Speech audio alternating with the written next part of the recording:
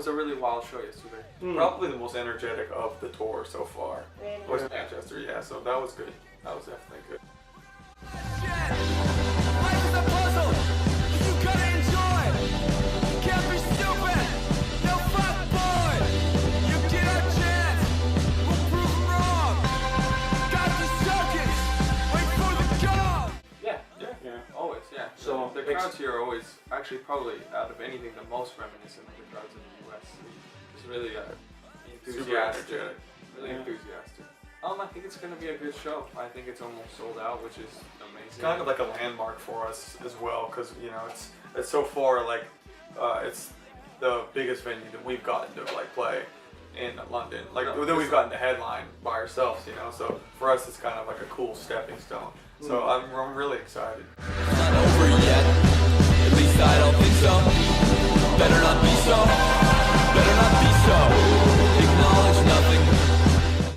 I don't think we're really trying to get to a certain spot or be in a specific place where we feel comfortable. We're just doing, making music that we're excited about and that we feel is like progressive enough for for us and not for anybody else. I think it's just all about being excited about it. So to anybody else as well, I mean, you know, if you want to think about it hard, think about it. But if you don't want to think about it, don't think about it. Just do something that makes you like really happy and like just make sure that you stay happy throughout the whole process. I think that's the most important. If you're not stoked on it anymore, then there's really no point. If you're doing it just to make money, then you might as well just get some other job or make some other connection. Up in the clubs, I'm fucking sweaty.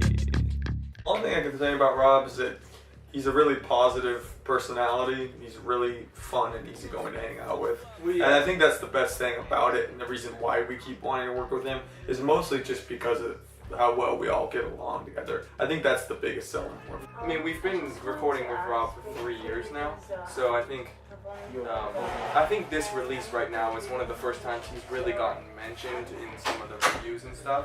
So actually we have been asked about this a couple times recently, but we actually have been recording with him for a while now, and the vibe is extremely relaxed. Yeah. It's almost like family in a way. I wouldn't say I get scared or not scared. I just get that pre-blah blah blah anxiety. So it's like even for the show tonight, I'm gonna get all anxiety the 10 minutes before or 5 minutes before. When I'm out there, I'm fine. When I'm right here, I'm fine. And the same thing goes for walking on a runway or whatever the case is. I don't give a crap about the actual thing because it doesn't bother me. It's just that weird build-up to it. It's just right before you do it. It's almost like an unconscious build-up of like adrenaline. It's like the adrenaline, like I'm gonna go do something. It almost it makes you like almost sink back in a weird way. At least me, and it makes me like really like lethargic. And then like right when I'm out there, like the energy's like 100% until it's like over. Almost like getting like, even just for me, like just getting on a plane and like knowing I'm gonna have to do it tomorrow or whatever the case. It's just like the same thing. Flops, I'm not heavy. Don't look at us. We're not. There's some bottles of ginger ale. I mean, people like are like, here's all this beer, trust me, like just we're gonna put it here. It's like, well, it's not gonna get drinking, so you can give it to the other band. Friends usually come to our friends come to just drink all the beer. We don't really use anything except for water. Yeah, we don't do anything before. Ginger ale's there. I'll drink that. I'll drink that a little later. Anywhere really. Usually just like Salvation Army, Goodwill. But honestly, anywhere. Doesn't really it really doesn't matter that much. There was a certain point in time, I think, where we both started really like discovering stuff on our own. Into high school is when we kind of just like started developing our own taste. Outside of high school, like when we were playing shows on the weekends or stuff like that, or like I was trying to experiment a little bit more on my own with that kind of stuff. I mean, I remember always thinking about looking cool at school, basically. Yeah, I mean, that was pretty much like my mindset all the time. I mean, it's probably why I got such bad grades, to be honest. It's because I just always wanted to look cool while I was walking around.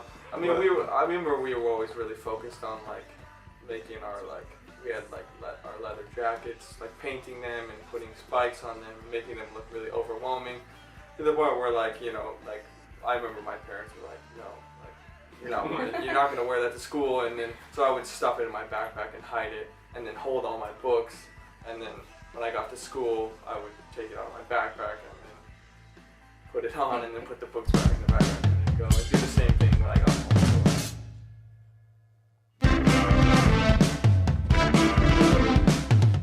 I think it's either opposite sometimes when you're growing up. You either want to rebel against your parent, or you want to kind of be like, wow, they're cool, I like the stuff that they're into. Yeah. I think for us, it just was kind of like there was a CD closet, then there was like the CD player, and what was coming out of those was just an interest to us. So we just kind of, tumbleweeded throughout life, I guess.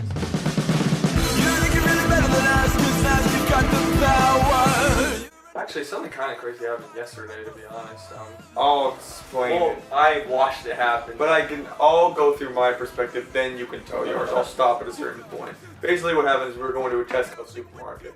I made a really dumb choice, and I was wearing bad shoes, so we tried to hop a fence, because if we didn't hop the fence, we would have to walk around a really long way to get across the street to go to the Tesco.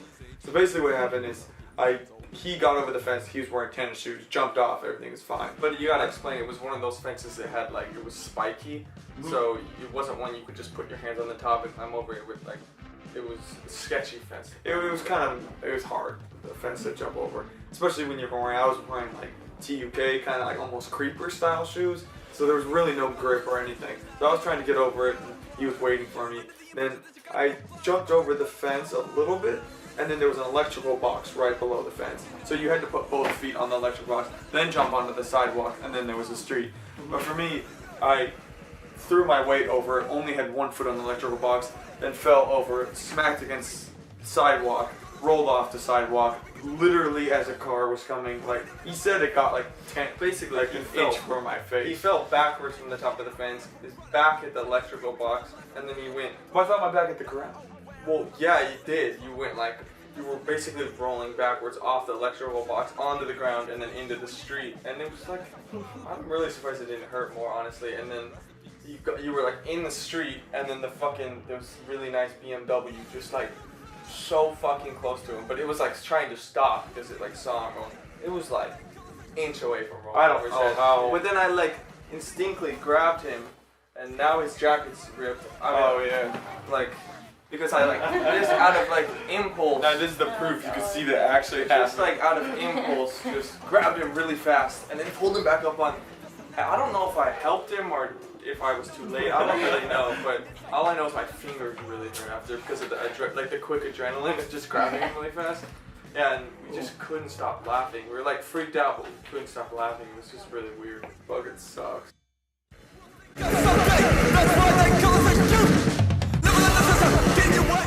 It first happened in early 2013. Yeah, it did kind of just happen. Yeah, it kind of just popped up, and then from there, it kind of opened the doors. So now we do that kind of thing relatively often, and I mean it definitely helps with bills and stuff like that. As far as it being a passion, I don't know, but it's positive. It's all positive, and you got to take everything as it comes along. So I'm not complaining.